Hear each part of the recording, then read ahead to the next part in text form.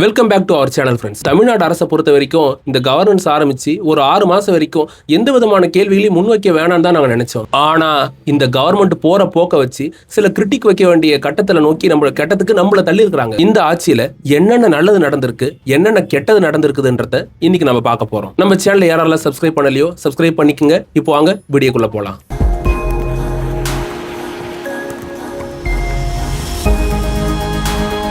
மே 4 அன்னைக்கு election result வந்ததுங்க. அப்ப தமிழ்நாட்டோட தனிப்பெருங்கட்சியா தாவேகா உருவெடுத்திருந்தாங்க. 108 சீட்டு வந்தது. அதுக்கப்புறம் ஒரு 6 நாள் வரைக்கும் கவர்மெண்ட் ஃபார்ம் பண்றதுக்கே நிறைய பிரச்சனைங்க இருந்தது. இந்த ஃபார்ம் பண்றது ஏன்னா அவங்களுக்கு மெஜாரிட்டி வரல. நிறைய போராட்டத்துக்கு அப்புறம் கூட்டணி கட்சிங்க மூலமா தான் விஜய் அவர்கள் சொல்லியிருந்த மாதிரி ஒரு கூட்டணி ஆட்சியை ஃபார்ம் பண்ணாங்க. மே 10 அப்ப தமிழ்நாட்டோட முதலமைச்சரா திரு விஜய் அவர்கள் பொறுப்புக்கு வந்தாரு. பொறுப்புக்கு வந்ததுக்கு அப்புறம் ஃபர்ஸ்ட் அவர் மட்டும் முதலமைச்சரா பொறுப்பேற்றுக்கிட்டாரு. அதுக்கப்புறம் கவர்மெண்ட்டை ஃபார்ம் பண்ணாங்க. காங்கிரஸுக்கு ஒரு 2 மந்திரி பதவி கொடுத்திருந்தாங்க. அதுக்கப்புறம் விசிகேவுக்கு ஒரு மந்திரி பதவி கொடுத்திருந்தாங்க. வன்னியரசு அவர்கள் தமிழ்நாட்டோட சமூக நீதி நலத்துறையோட அமைச்சராகவும் பொறுப்பேற்றுக்கிட்டாரு. ஒரு கவர்மெண்ட் ஃபார்ம் ஆயிடுச்சு. ஒரு மே 15-16 தேதிக்குள்ளார கவர்மெண்ட் ஓரளவு ஃபார்ம் பண்ணிட்டாங்க.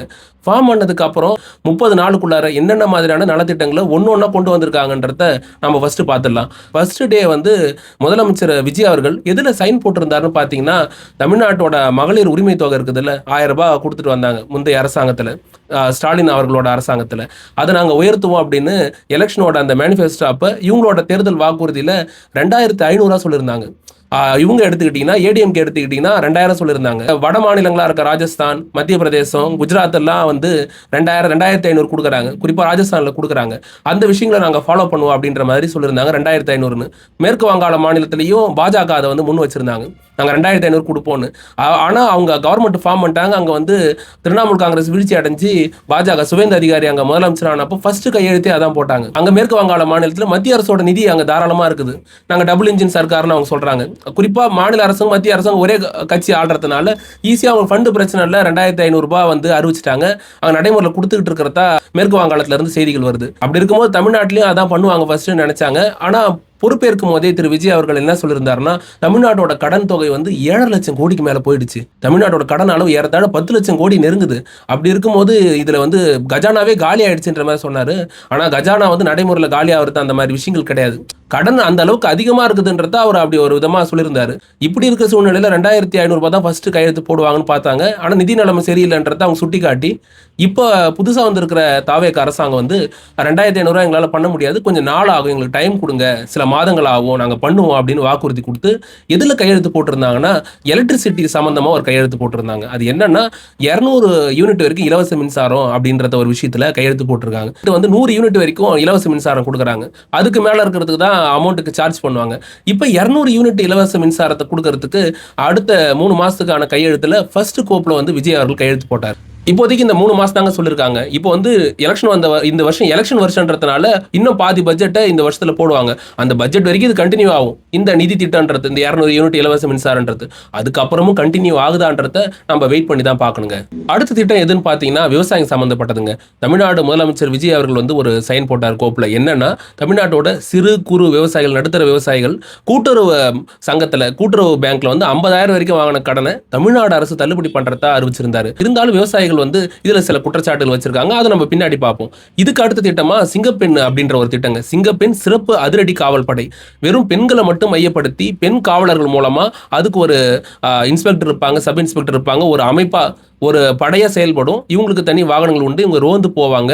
இவங்க எந்த இடத்துல குற்றங்கள் நடக்கிறதுக்கான சாத்தியங்கள் இருக்குது, எந்த இடத்துல பெண்களுக்கு எதிரான குற்றங்கள் நடக்கிறதுக்கான அதிக வாய்ப்பு இருக்குதோ அந்த இடங்கள்லாம் ரோந்து பணி பண்றது மட்டும் இல்லாம கைது நடவடிக்கை எல்லாத்திலுமே இவங்க ஈடுபடுவாங்க. இந்த திட்டத்தையும் தமிழ்நாடு முதலமைச்சர் திரு விஜய் அவர்கள் தொடங்கி வச்சிருந்தாரு.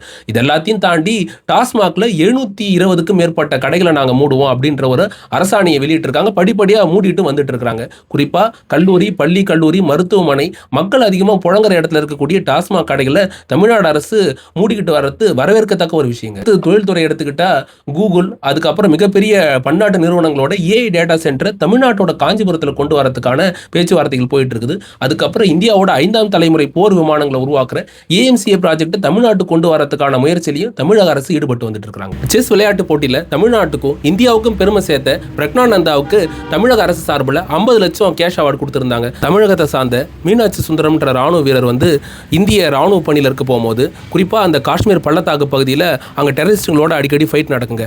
அந்த சண்டை அப்போ அவருக்கு வந்து தோள்பட்டையிலையும் தாடியிலையும் வந்து குண்டடிப்பட்டிருந்தது. இந்த டைமில் அவர் வந்து பின்வாங்காம முழுசாக அந்த பயங்கரவாதிகளை அங்கே இல்லாமல் ஆக்கிட்டு அதுக்கப்புறம் தான் மீனாட்சி சுந்தரம் அவர்கள் வந்து கேம்புக்கு ரிட்டர்ன் ஆயிருந்தார். இவரோட வீரத்தை போற்ற விதமா இந்திய அரசாங்கம் மீனாட்சி சுந்தரம் அவர்களுக்கு கீர்த்தி சக்ரா விருது கொடுத்துருக்காங்க.